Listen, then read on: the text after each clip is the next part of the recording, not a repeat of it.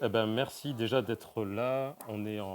Voilà, je connais, comme je disais, je connais à peu près tout le monde, mis à part une ou deux personnes. Voilà, je serais enchanté aussi d'échanger avec eux par rapport au sujet qu'on va aborder ce soir. La représentation des Noirs dans le cinéma français. Alors moi, le sous-titre que j'ai choisi, c'est Vers une évolution ou bien une régression. Mais avant de rentrer dans le vif du sujet, je voulais déjà un peu exposer au cas où d'où je parle. Alors moi, la relation que j'entretiens en tout cas avec la question de la représentation des Noirs, on va dire, dans le cinéma de façon générale, elle arrive assez tardivement, puisque d'abord, j'ai ma propre expérience de métis franco-congolais, donc qui est né au Congo d'un père français, d'une mère congolaise qui arrive très tôt en France. J'ai cette expérience-là très particulière des relations entre l'Afrique et l'Occident. Et d'autre part, il y a aussi une cinéphilie précoce qui se déclenche vraiment vers l'âge de 5-6 ans. Et ensuite, il s'avère que justement, ce rapport intime que j'ai entre l'Afrique et l'Occident et mon rapport à la cinéphilie vont finir par se rejoindre à un moment donné dans le cadre de mes études supérieures. Parce que j'ai commencé à développer une thèse de doctorat à un moment donné sur le cinéma africain et sur deux cinéastes en particulier. Mahamat Saleh Haroun, un cinéaste tchadien, et Djibril Diop Mambéty, un cinéaste sénégalais. Donc je me suis concentré vraiment sur ces deux cinéastes-là et c'est ma tutrice et directrice de recherche ensuite plus tard, Corinne Maury, mais qui m'a fait découvrir le cinéma africain. Je ne le connaissais absolument pas. Donc c'était aussi une rencontre, un échange justement avec, voilà, il y a des profs parfois qui impulsent comme ça des regards, qui livrent des propositions. Et de ce point de vue-là, c'est un peu comme ça que je suis rentré dans toute cette réflexion avec la question de l'africanité dans le cinéma, mais aussi plus largement la question de ce qu'on va appeler la colonialité du regard, notamment dans le cinéma et en particulier dans le cinéma français. Alors, je vais essayer d'être le plus succinct possible parce que quand bien même on va se concentrer sur le cinéma français, je suis obligé de passer aussi par le cinéma états-unien et le cinéma africain, puisque la particularité du public français noir, donc du coup afrodescendant, c'est que il va surtout se projeter sur la cinématographie américaine, notamment toute la séquence des années 80-90, notamment avec le cinéma de Spike Lee, de John Singleton, et notamment aussi ça va être en lien avec la culture rap, la culture urbaine. Il va y avoir un processus d'identification assez fort à ce moment-là pour une génération de, de, d'un public français afrodescendant, et du coup ça va euh, instaurer aussi une nouvelle façon de faire des films à partir des années 2020 chez une génération de cinéastes, une nouvelle génération de cinéastes noirs en France. Et donc voilà, on va parcourir un petit peu ce spectre-là. L'idée, c'est voilà, d'essayer de faire à peu près une demi-heure d'intervention et puis de laisser une autre demi-heure vraiment pour qu'on puisse échanger ensemble. C'est vraiment une réflexion que je propose. Je ne suis pas un spécialiste de la représentation des Noirs dans le cinéma français, mais de fait, par rapport à justement de ce que je peux analyser par rapport à ce que je vois, par rapport à ma pratique même aussi de scénariste et de réalisateur qui essaye d'émerger et de créer une carrière dans le cinéma, je suis heurté aussi à des problématiques dès l'étape de l'échange avec les boîtes de production et par ricochet avec les attentes des diffuseurs où de fait je suis confronté à ces questions de représentation. Et donc je vais commencer d'abord par dire, donc ça c'est communément admis, hein, généralement, c'est le fait que la particularité du cinéma, c'est que c'est un art et une industrie. Donc déjà, il y a cette contradiction qui est fondamentale, qui est là encore jusqu'à aujourd'hui, hein. Et donc le cinéma, pour faire bref, ça naît au moment de la révolution industrielle. Donc on est au 19e siècle, en Occident. Et donc le cinématographe apparaît un peu après l'arrivée de la photographie. Et la photographie, déjà, instaure un débat vraiment assez virulent à l'époque, notamment pour les tenants de ceux qui font plutôt de l'art pictural et les peintres notamment, dans la mesure où déjà la photographie, ça se veut retranscrire une portion du réel et ça met à mal l'expression subjective, tout ce qui serait de l'ordre de l'imagination pour les artistes à cette époque-là. Donc on a même le poète Charles Baudelaire, qui était un critique d'art à l'époque, qui va voir vraiment la photographie comme une sorte aussi de gadget bourgeois, selon lui aussi, puisque les premières photographies, ça se structure plus sur l'art du portrait, où c'est vraiment des portraits, notamment des portraits de la bourgeoisie de l'époque, plutôt que sur le paysage et une expression de l'art qui serait pour le tout venant. C'est vraiment déjà aussi une appropriation par une certaine classe, ces arts-là. Donc déjà, c'est assez important aussi de le préciser. Pour la suite, il y a aussi les liens entre le cinéma et l'idéologie qui sont très étroites. Les relations sont très étroites et j'aime bien cette définition de l'idéologie d'Hannah Arendt, notamment, dans Les origines du totalitarisme. Et elle parle vraiment de l'idéologie comme d'une idée qui suffit à elle-même en se détachant de l'expérience du réel. Et c'est une idée qui arrive à devenir autosuffisante. Et je trouve que de ce point de vue-là, si on commence à aborder l'idéologie de ce point de vue-là, ben, forcément le cinéma, par rapport, par rapport au lien avec l'industrie, et du coup cette appropriation par une certaine classe, il va y avoir vraiment une idée du cinéma comme ce qui va véhiculer une fabrique à désir, hein, et qui va servir de support aussi de l'hégémonie culturelle et de tout ce qu'on appelle le soft power dans la géopolitique. Voilà, donc il y a vraiment cette particularité aussi du cinéma. Et donc forcément, cinéma à la fois art et industrie, les liens entre cinéma et idéologie, et donc cinéma comme aussi désir d'exploration et aussi d'expansion. Et donc là, de ce point de vue-là, l'Occident colonial va, à travers le cinéma, façonner un regard, hein. On va beaucoup revenir sur cette question du regard d'une part, mais aussi la question du corps, et notamment du corps noir, du noir qui va s'exprimer plutôt comme dans sa corporéité, dans sa physicalité, dans les représentations qu'on va étudier là dans ce corpus. Et donc, le cinéma colonial occidental va façonner ce qui est la subjectivité, une subjectivité d'un regard, pour la transformer en une sorte d'objectivité. Et le principe de la colonialité du regard, c'est surtout ça, c'est-à-dire que ça va scientificiser un parti pris subjectif qui appartient à une portion de la culture mondiale pour devenir quelque chose qui va forger un ensemble de stéréotypes, de représentations, et non seulement à travers le cinéma d'ailleurs, mais à travers notamment aussi le roman, la carte postale, la photographie, qui va revenir aussi. Et donc, il y a une définition du cinéma que je trouve intéressante aussi. Alors, c'est Michel Mourlet, c'est les années 50-60. Donc, c'est un critique de cinéma. Alors, je ne vais pas rentrer dans les détails de ce courant-là, ça nous prendrait une autre conférence. Mais dans cette période-là, en France, il y a ce qu'on appelle le courant des MacMahoniens. Donc, c'est un petit ciné-club à Paris dans les années 50-60 qui part du principe que le cinéma, la puissance du cinéma tient plus dans le rapport à la mise en scène plutôt que dans l'écriture du scénario. Bon, voilà, ce sont un ensemble de discussions esthétiques, politiques qu'il peut y avoir dans ce courant-là, mais il dit quelque chose qui va être repris notamment dans un film de Jean-Luc Godard qui s'appelle Le Mépris, c'est le cinéma est un regard qui se substitue au nôtre pour nous donner un monde qui s'accorde à nos désirs. Et en partant de ce principe-là, on pourrait dire, je pense, que le cinéma colonial est un regard qui assimile le nôtre pour nous donner un monde qui s'accorde à un désir extérieur et à leur désir. Et quand je dis leur désir, du coup, c'est les désirs de l'Occident qui va imposer des standards de beauté, de réussite sociale et même d'universalité. On pourrait revenir aussi sur cette question de l'universel qui n'est pas si universel que ça quand on creuse le sujet. Et donc, ce qu'on appelle le blanc en tant que construction sociale, tout comme le noir d'ailleurs, hein, juste pour info, le blanc de base, c'est vraiment la création d'une petite minorité anglo-saxonne protestante qui a décidé plus tard que les Irlandais, ensuite les Italiens, ensuite les Arméniens allaient être des blancs. Donc on est vraiment sur quelque chose qui dépasse la question de l'épiderme, hein. C'est vraiment une construction sociale. Et donc le blanc devient, et même jusqu'à aujourd'hui ça survit, hein, c'est la norme de représentation, et donc sa charge symbolique, elle va fonctionner comme un maître étalon de ce qui est concevable, permissif, admissible.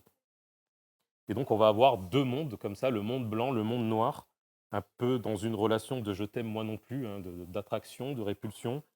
Dès la découverte du continent africain par l'Europe, avec toute l'entreprise aussi de traite négrière transatlantique, la colonisation africaine.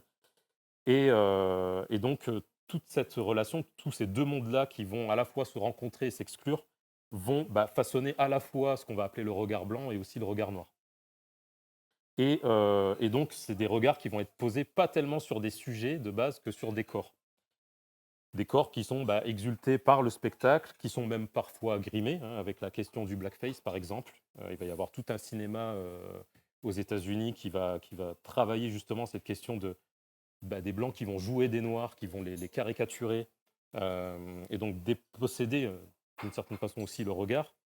Donc tous ces corps-là sont aussi, parce qu'il y a toujours des contre-propositions malgré tout, toujours, il va y avoir des propositions de subversion de la part de ces regards noirs-là, des transgressions, et donc il y a toujours quand même des résistances. Ce n'est pas simplement un regard dominant qui va s'imposer, mais dans cette imposition du regard, il va toujours y avoir un contre-coup de l'ordre de la résistance. Et avant de me concentrer sur le cinéma français, je suis obligé de faire un focus sur le cinéma des États-Unis, puisqu'on verra ensuite que ce cinéma-là va vraiment influencer la façon dont justement les populations afrodescendantes françaises vont s'identifier aussi à toute une séquence de ce cinéma-là. Et c'est important parce que l'un des films fondateurs des États-Unis, en tout cas notamment le fameux film qui révolutionne ce qu'on va appeler le montage invisible, transparent, qui va normaliser aussi les longues durées au cinéma, 3h10, c'est aussi un film qui fait l'apologie du Ku Klux Klan, avec notamment une vision caricaturale de noirs joués par des blancs qui se griment. Ce film-là, c'est Naissance d'une nation, il est réalisé en 1915, et c'est un film qui, pour mesurer un peu l'impact idéologique qu'il a pu avoir, a provoqué même aussi des agressions d'Afro-Américains dans la réalité, et voire même un meurtre dans l'Indiana à Lafayette. Et donc, du coup, il y a tout un contexte politique, notamment la NAACP, qui est une organisation de valorisation des droits des Noirs donc aux États-Unis, qui va organiser un boycott de l'œuvre. Et donc, en réponse à ce film-là, 3 ans après, il va y avoir notamment le conseiller financier de Booker T. Washington. Alors, pour situer qui est Washington, c'est notamment celui qui a créé l'une des premières universités noires aux États-Unis, en Alabama. Et il va produire un film qui s'appelle Naissance d'une race, en réponse du coup à Naissance d'une nation. Et donc voilà, il y a toujours une contre-proposition à chaque fois qui est possible. Et malgré tout ce cinéma américain qui va être notamment dominé par le code Hays, qui entre en vigueur en 1927 et qui stipule notamment aussi que les relations sexuelles entre race blanche, race noire est interdite. Et donc du coup, ça va façonner aussi une façon de raconter des récits aux États-Unis. Il va y avoir aussi en même temps la naissance de cinéastes noirs, notamment Oscar Micheaux, donc, qui va avoir une carrière entre 1919 et 1948 et qui est considéré comme le père du cinéma afro-américain. Donc on va appeler notamment le race film, et qui va commencer à déconstruire tous les stéréotypes autour des personnages afro-américains, qui va aborder notamment la question du mariage mixte, du colorisme, les arrestations arbitraires, les quartiers ségrégés. Donc voilà, on est toujours dans un rapport de bouleversement politique et une question d'expropriation et de réappropriation des regards, quoi. Et donc, voilà, dans les États-Unis, c'est très particulier par rapport à ça, mais pour faire bref, parce que ça demanderait toute une autre conférence, mais on passe quand même de Naissance d'une nation à peu avant les années 2020 à Black Panther, pour dire à quel point il peut y avoir quand même un cheminement dans la représentation, notamment des populations afro-américaines, mais notamment aussi des populations afro-américaines dans leur façon dont ils se projettent par rapport à leur culture africaine, perdue, et cette question du déracinement. Donc il y a vraiment tout un processus. Et ce processus-là, j'ai l'impression qu'il va s'ancrer particulièrement à partir des années 80 et 90, avec notamment le cinéma de Spike Lee, qui va être un cinéma très politisé, et qui va aussi mettre en avant des comédiennes, des comédiens noirs. Alors ça va être bien sûr tous ceux qu'on connaît, Denzel Washington, Wesley Snipes, Angela Bassett, Halle Berry pour les personnages féminins. Voilà, il va y avoir vraiment une nouvelle façon de créer des icônes, et du coup ça va travailler les populations françaises afrodescendantes qui, elles, évoluent dans une France qui est notamment structurée autour de stéréotypes racistes, surtout dans les mets de consommation sucrée. Ça, c'est assez intéressant, c'est souvent ça qui revient, donc ça soit le banania par exemple, les biscuits bamboula. Alors, ça a commencé à disparaître les biscuits Bamboula au moment où je suis né, mais voilà, il y a eu quand même, ça a été quand même été présent pendant très longtemps. Euh, Même beaucoup de desserts et de mets comme ça sucrés ont été débaptisés depuis, mais voilà, on revient sur un contexte où notamment, ben oui, les anciennes têtes de nègre, on appelle ça les boulmous maintenant, les Congolais, c'est les rochers coco, les viennoiseries suisses là qu'on mange généralement en boulangerie, ça s'est appelé un temps les trottoirs sénégalais. Il y a même un dessert qui s'appelait le nègre en chemise. Donc voilà, il y a tout un contexte quand même en France où ben, forcément il y a toute une représentation qui ne porte pas vraiment à la valorisation de soi. Et, euh, et donc avec Spike Lee et notamment l'arrivée du hip-hop aussi, comme courant de contestation, de nouveaux courants de contestation qui prend la place même aussi du jazz et du blues d'une certaine façon pour toute une génération, va accompagner une façon de se projeter chez ce public français-là sur le cinéma afro-américain. Là où d'une certaine façon les Français vont se projeter sur le cinéma américain, puisque c'est un processus politique bien sûr, puisque c'est disons que le plan Marshall de 1945, qui a été contracté après la Seconde Guerre mondiale, a fait en sorte qu'on impose un quota de films états-uniens dans les salles de cinéma en France. Donc du coup, ça c'est quelque chose d'admis depuis cette période-là, et on est quand même là-dedans, le soft power dont je vous parlais précédemment. Et donc là où il y a une projection états-unienne par le public français, on va dire standard, il va y avoir une projection afro-américaine par ce public afro-descendant français. Qui, elle, va essayer de retranscrire aussi sa propre réalité, que ce soit les populations afrodescendantes issues du dumping social des années 70, ou même aussi du BUMIDOM, le Bureau d'émigration des Outre-mer. Voilà, il va y avoir tout un ensemble d'histoires, de récits qui vont être racontés, alors dans un premier temps, majoritairement par des Blancs, hein, et notamment par des Blancs parisiens, parce que ça, on va en revenir dessus aussi, c'est que le cinéma français est d'abord aussi un cinéma de capital, parce qu'il y a une centralisation aussi du modèle économique français qui fait que aussi ça se retranscrit dans la façon de faire du cinéma en France.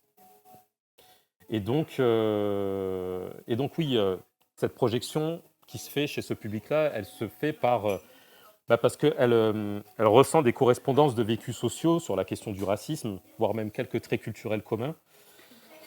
Mais aussi, elle va se façonner, ce public-là, sur un modèle de réussite néolibéral aussi. Parce que ce qui se passe, et ce qui est intéressant aussi dans cette séquence-là, Spike Lee, etc., c'est qu'il y a la chute du mur de Berlin en 1989 qui va aussi façonner une certaine façon de se projeter aussi au monde.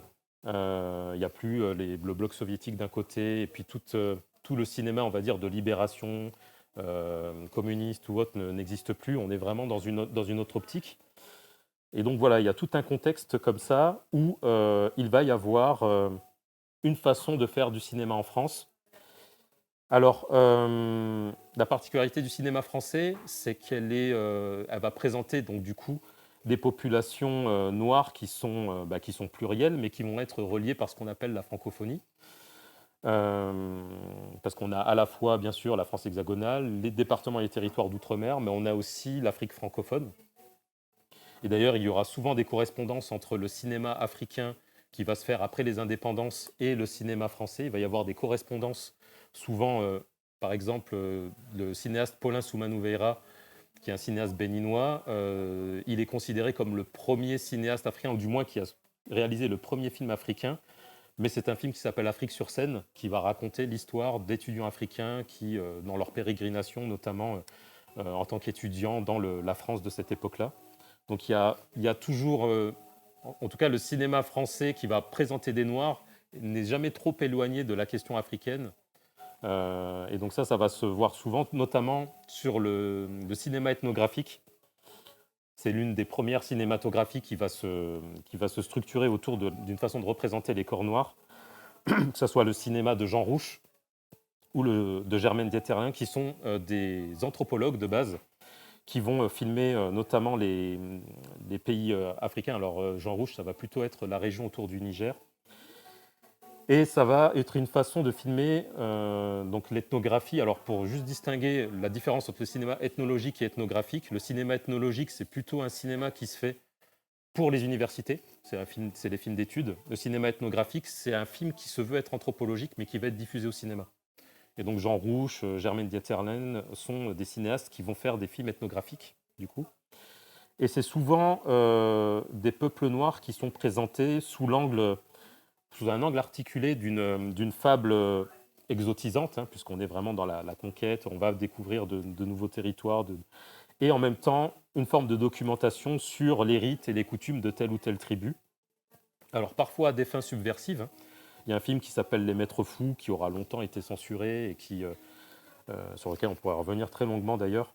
Mais on va avoir un cinéma comme ça ethnographique qui va soit prendre à bras le corps une façon de représenter les corps noirs de façon très immersive en questionnant les rapports que les Blancs entretiennent avec ces populations africaines, que ça soit de façon intellectuelle aussi. Parfois, il y a un film d'Alain Resnais de Chris Marker qui s'appelle Les statues meurent aussi, qui un peu préfigure tout le débat qui a eu lieu il y a quelques années autour de la restitution des œuvres d'art et des statues en Afrique, qui est très intéressant, qui était d'ailleurs une commande de Présence africaine, la célèbre revue, et puis qui d'ailleurs est également une librairie à Paris, qui a mis en avant les chantres de la négritude. D'ailleurs, on parle souvent de Césaire, de Senghor, mais il y a aussi les sœurs Nardal, qui se sont structurées aussi autour de ce travail-là.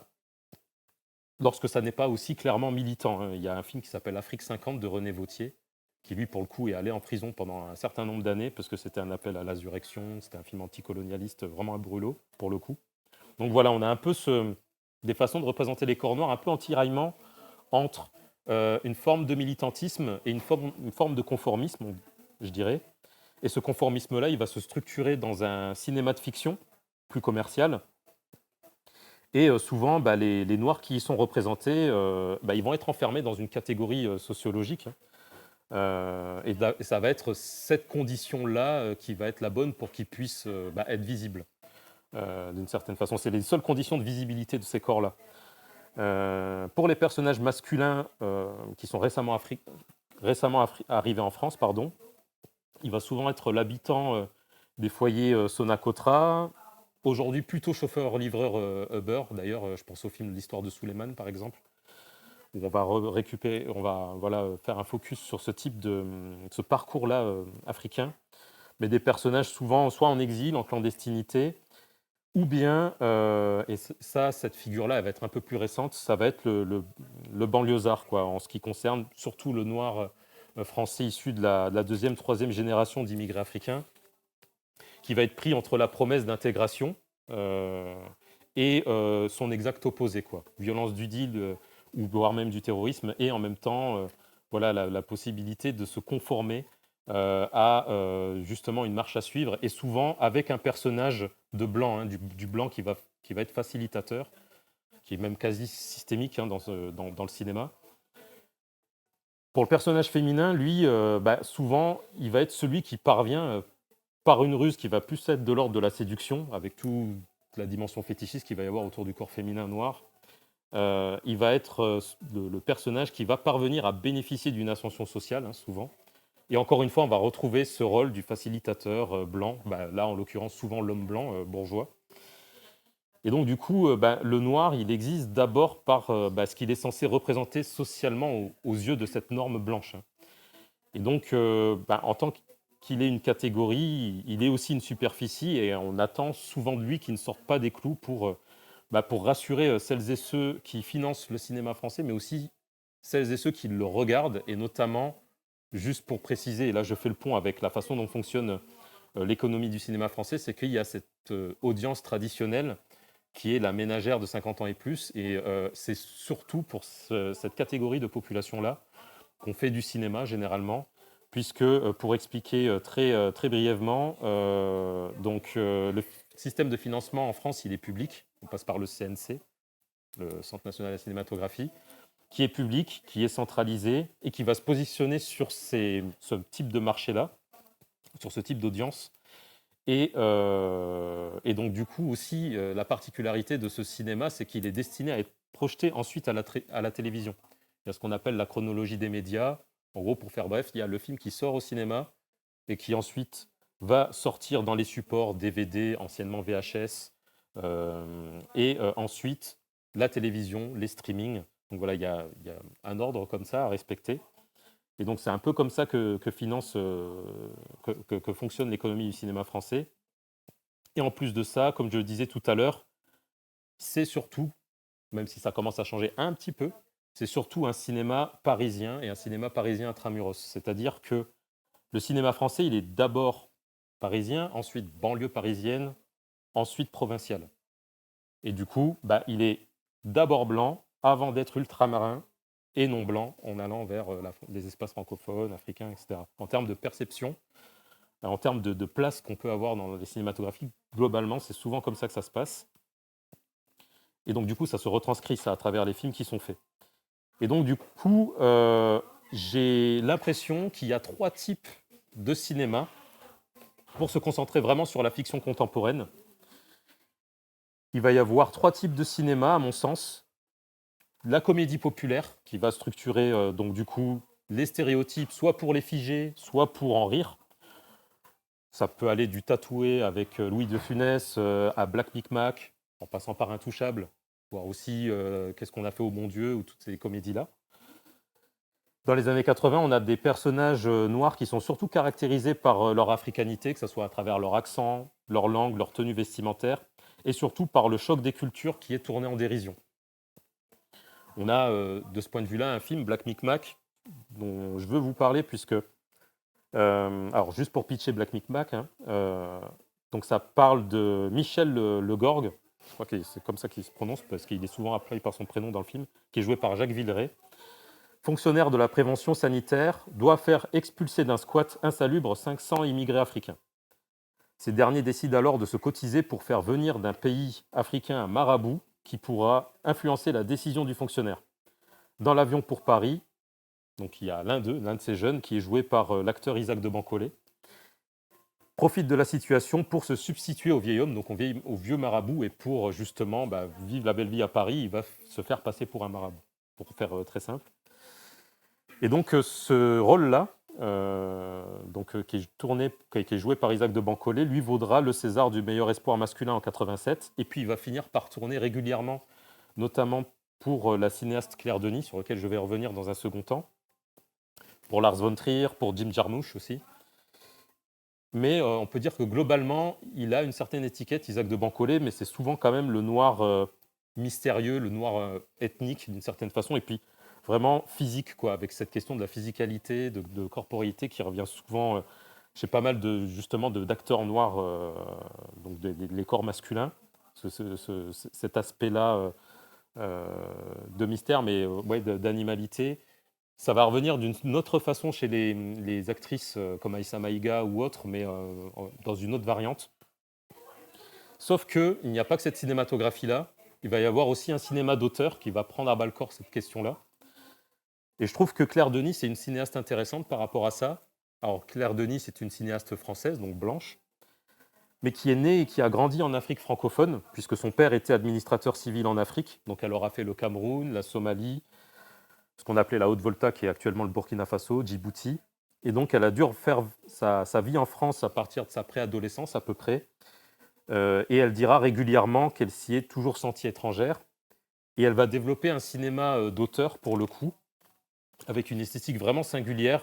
C'est très contemplatif, avec beaucoup de nappes sonores. Toujours une sensation de flottement dans son cinéma, notamment à travers la caméra épaule, mais qui va développer vraiment une vraie mélancolie, quoi. Et elle va s'identifier notamment aux personnages noirs qu'elle va filmer. Donc il va y avoir des acteurs qui vont revenir souvent. Je parlais Isaac de Bancolé, mais il va y avoir aussi Alex Decasse, un acteur martiniquais, l'acteur camerounais d'origine camerounaise Éric Ebouané aussi, qui vont revenir souvent dans ce cinéma-là. Et ça va interroger plus spécifiquement cette question, oui, de l'exil ou du mal du pays, quoi. Et du coup, on va déplacer les lignes de toute cette comédie populaire ou de cette question du stéréotype comme ça rassurant. Là, on va essayer de déstabiliser quelque chose dans l'idée, dans ce régime d'image-là. Et c'est des personnages qui vont être beaucoup plus insondables, beaucoup plus complexes que par exemple, un Black Micmac où on va vraiment pousser la caricature jusqu'au bout, quitte à être grotesque parfois. Un autre film, alors là, pour le coup, c'est pas l'œuvre en soi qui prend à bras-le-corps la question, mais c'est un film en particulier qui, à mon sens, est trop méconnu. Et l'actualité autour du cinéaste ne va pas aider, vu les polémiques qui l'entourent. C'est Vénus noire d'Abdelatif Kechiche, qui parle de la Vénus Hottentote. Donc je pitch rapidement aussi. Paris 1817, enceinte de l'Académie royale de médecine. Je n'ai jamais vu de tête humaine plus semblable à celle des singes. Face au moulage du corps de Sarji Bartman, l'anatomiste Georges Cuvier est catégorique. Un parterre de distingués collègues applaudit la démonstration. 7 ans plus tard, Sarji quittait l'Afrique du Sud avec son maître, César, et livrait son corps en pâture au public londonien des foires aux monstres. Femme libre et entravée, elle était l'icône des bas-fonds, la Vénus Hottentote promise au mirage d'une ascension dorée. Et donc, pour le coup, Keshish, je ne sais pas si vous êtes familier à son cinéma, mais il va avoir un rapport à la mise en scène très particulier. Alors, ça va être de longs plans séquences. Il va travailler vraiment sur le temps réel des situations qu'il va filmer. Beaucoup de gros plans. Il va avoir un rapport au corps très particulier, assez semblable aussi d'une certaine façon à ce qu'a fait Jean Rouch, notamment avec Les Maîtres Fous. Mais l'étirement du temps et puis la lente dégradation qui est ressentie par la Vénus noire au fur et à mesure de la répétition de ses prestations va questionner complètement, en tout cas c'est comme ça que je l'avais ressenti à l'époque où j'avais vu le film, notre voyeurisme, mais notre voyeurisme occidental. Parce que la particularité en plus physique de Vénus Hottentote, voilà le fessier proéminent, etc. Il y a vraiment, il nous met vraiment face à cette question de la fétichisation, notamment du corps de la femme noire, qui a longtemps été comparé aussi à l'époque où il était sorti à un autre film, qui était un brûlot antifasciste qui s'appelait Salo, les 120 journées de Sodome de Pasolini. On est vraiment un peu là-dedans. Et d'ailleurs, pour l'anecdote concernant ce film, alors Abdelatif Kechiche avait la particularité de faire connaître, ou en tout cas les actrices qui débutaient dans ces films avaient des carrières ensuite, quand bien même elles ne venaient pas du cinéma. C'est le cas de Sarah Forestier, c'est le cas d'Adèle Exarchopoulos, c'est le cas aussi d'Afia Herzi. Mais par contre, l'actrice cubaine qui joue la Vénus, on ne la reverra pas. Et c'est assez perturbant parce que j'ai l'impression qu'elle a commencé d'entrée de jeu avec un rôle qui a questionné d'une certaine façon aussi, de façon subversive, j'ai l'impression, tout le parcours dans lequel ont dû passer toutes ces actrices, que ce soit Aïssa Maïga, Nadège Bossondiane, Firmin Richard, tous ces rôles stéréotypés de prostituées, de femmes de ménage, etc. C'est comme si d'une certaine façon, il y a quelque chose qui s'est passé avec ce film-là, il a posé un miroir qu'on n'a pas voulu voir en fait. Et du coup, voilà, au revoir, il n'y a plus personne. Et j'ai l'impression qu'il y a quelque chose, j'ai pas encore les réponses, mais il y a quelque chose de particulier qui joue avec ce film-là. Et donc, du coup, voilà, un cinéma d'auteur qui va se positionner sur cette question de cette façon-là. Alors, on va avoir comédie populaire, cinéma d'auteur, cinéma de banlieue, vraiment, qui est même un type de film à part entière, avec ses codes, avec son style de esthétique, etc. Où là, pour le coup, on va avoir le noir de France qui va être marqué par la culture urbaine. Donc, on pourrait faire un parallèle entre La Haine et Les Misérables d'une certaine façon, puisque c'est des films qui s'étirent sur 20 ans. Et ils traitent des mêmes sujets, la question des violences policières, la situation de désœuvrement dans les quartiers populaires.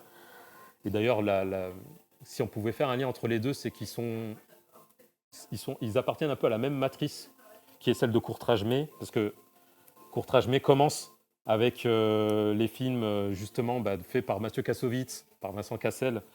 Toute cette génération-là a commencé du coup avec justement Kassovitz et Cassel qui ont propulsé un peu les Laj Ly, les Kim Chapiron, qui est un cinéaste d'origine vietnamienne, etc. Donc il y a une filiation. Mais disons qu'on va rester quand même dans un cinéma plutôt brûlot, un cinéma qui va faire des constats assez alarmants, qui va questionner. Là où il peut y avoir un autre type de cinéma, et plutôt même sous sa forme sérielle, qui va au contraire figer, caricaturer, à mon sens, cette représentation des corps noirs dans les banlieues. J'ai l'impression que d'un côté, il y a Mathieu Kassovitz, qui n'est pas un blanc issu des classes populaires de base, mais qui s'est intéressé aux quartiers populaires, voire même aux zones périphériques aussi, puisqu'il a fait un film qui s'appelle L'Ordre et la Morale en 2011, où il s'intéresse notamment au massacre de la grotte d'Ouvéa des militants du FLNKS en Nouvelle-Calédonie. Donc il va il va s'intéresser quand même ce type de sujet-là. Là où celui dont je vais parler, Franck Gastambide, par exemple, est un noir issu des quartiers, un blanc issu des quartiers, mais qui va notamment représenter des populations noires, mais vraiment comme d'une certaine façon, comme pour ne pas sortir de la caricature dans lesquelles on a tendance à les enfermer, quoi. Il va y avoir ce faux alibi de la comédie qui peut être à la fois une façon de dépasser et de questionner des sujets sérieux ou d'une certaine façon de tourner en dérision et de détourner justement les sujets sérieux. Et j'ai l'impression qu'avec des séries comme Validé ou La Cage, il y a un peu de ça. Surtout que Franck Gastambide a la particularité déjà de présenter notamment les corps racisés comme voilà, soit la Kaira ou bien le viriliste, notamment avec les séries comme La Cage, où voilà, avec le contexte du MMA, de la boxe, etc. On a vraiment une certaine représentation qui est vraiment très, très caricaturale et voire même parfois grotesque. Et j'ai l'impression que... Ah oui, il y a aussi ça, ce que je voulais dire, c'est que Franck Gastambide souvent se donne des rôles dans ces séries-là, et c'est souvent le bon rôle.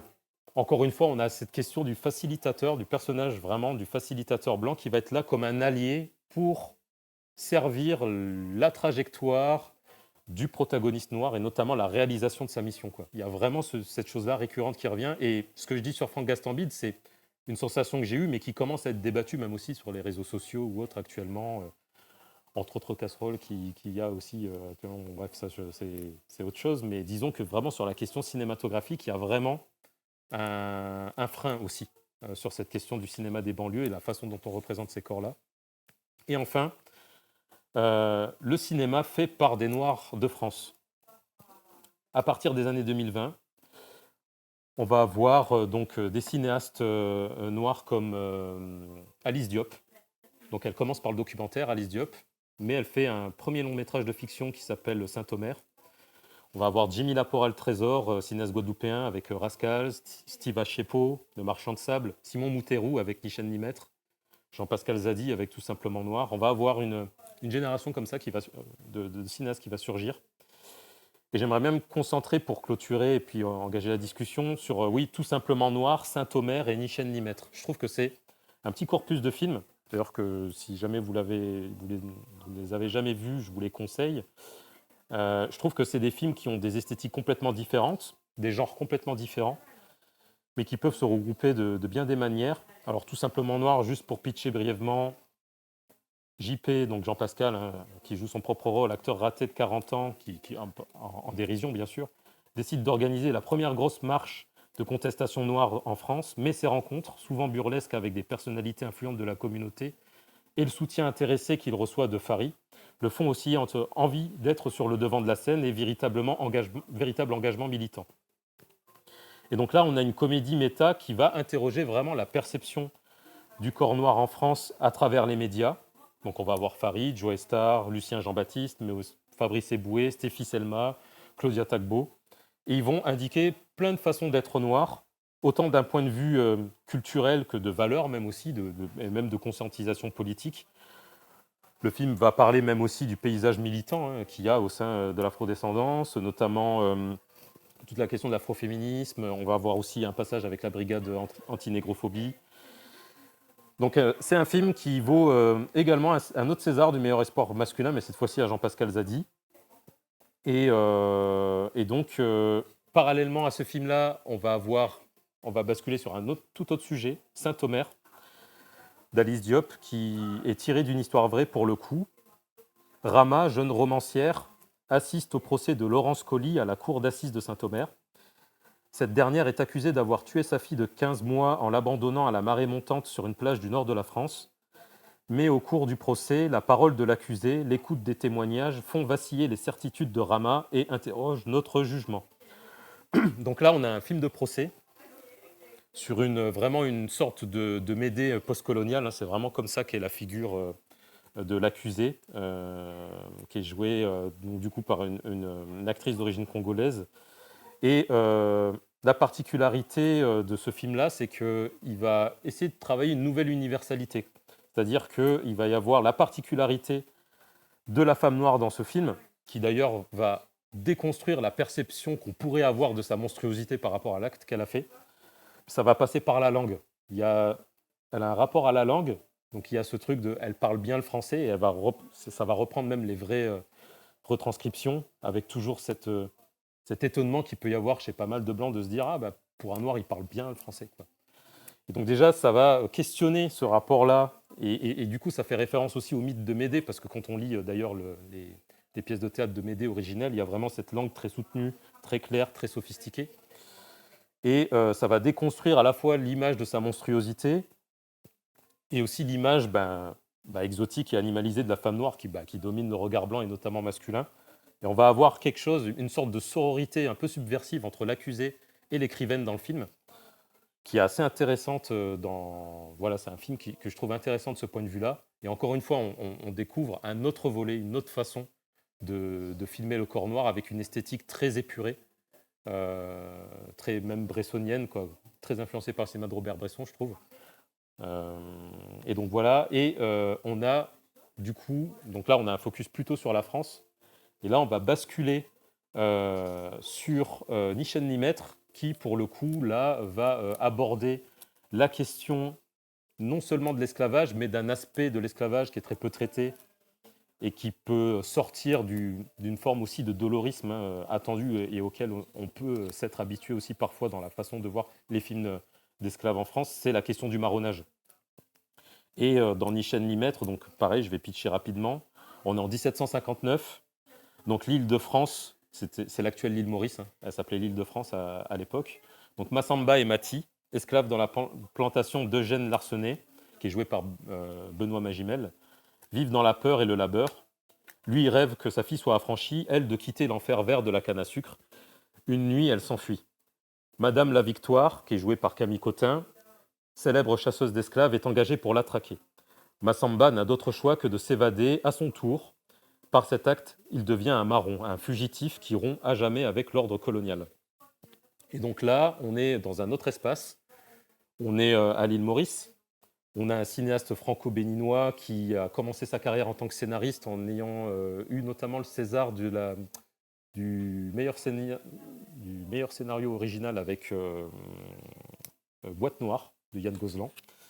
Donc voilà, il a un parcours de scénariste pour des films divers et variés, même parfois des comédies populaires. Et là, donc du coup, pour son premier long métrage qu'il réalise, donc il choisit de faire un film sur ce sujet-là, du marronnage à l'île Maurice, avec des personnages qui sont sénégalais et qui essayent de rejoindre Madagascar.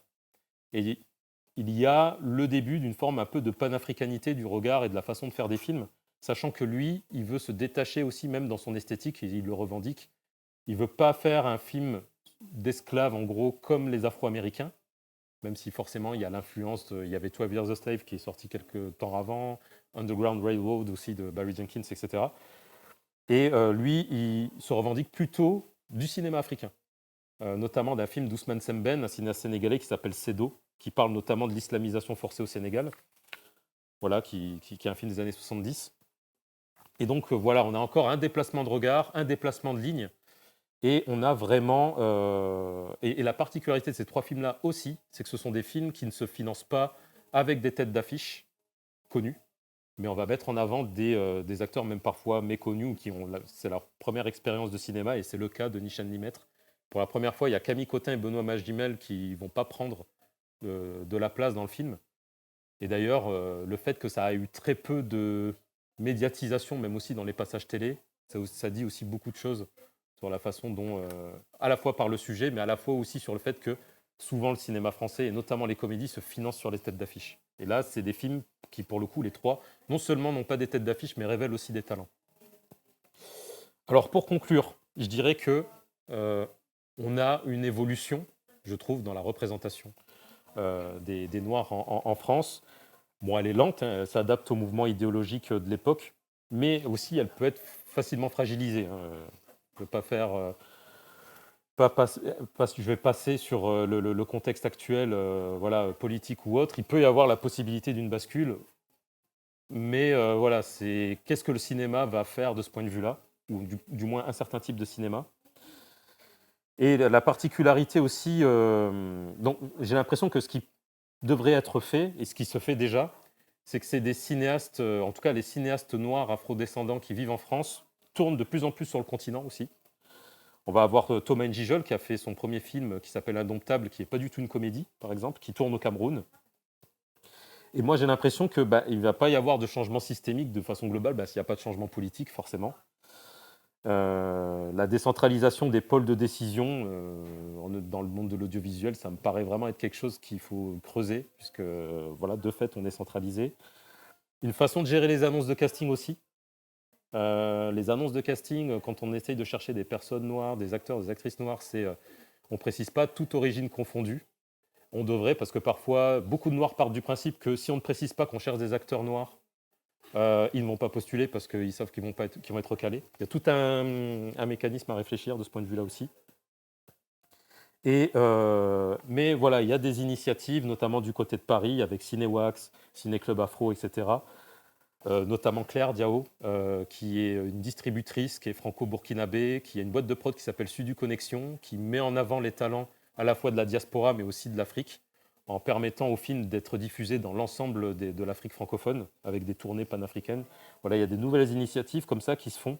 Mais tant qu'il n'y a pas justement de personnalités noires dans les chaînes de production, dans les chaînes de décision, je pense que ça va être quelque chose d'assez compliqué pour accompagner, notamment parce que Claire Diao appelle la double vague, un peu une sorte de synthèse entre la nouvelle vague et ce que Webb Du Bois, un sociologue afro-américain, appelait la double conscience, c'est-à-dire vraiment des cinéastes qui sont à la fois de la France et pas de la France, mais qui vont étendre et qui vont multiplier les regards. Et je pense que c'est cette pluralité qui est nécessaire pour résister à cette forme de regard univoque et autoritaire qui risque de paralyser vraiment nos cinématographies. Donc voilà, je m'arrête là. C'est assez dense. Il y a des choses qui demanderaient beaucoup plus de temps, mais voilà, j'ouvre un peu la discussion. Je vous remercie pour votre attention. Et voilà, la parole est ouverte aux témoignages, aux questions, aux remarques. Partage d'expérience. Merci. C'est pas long.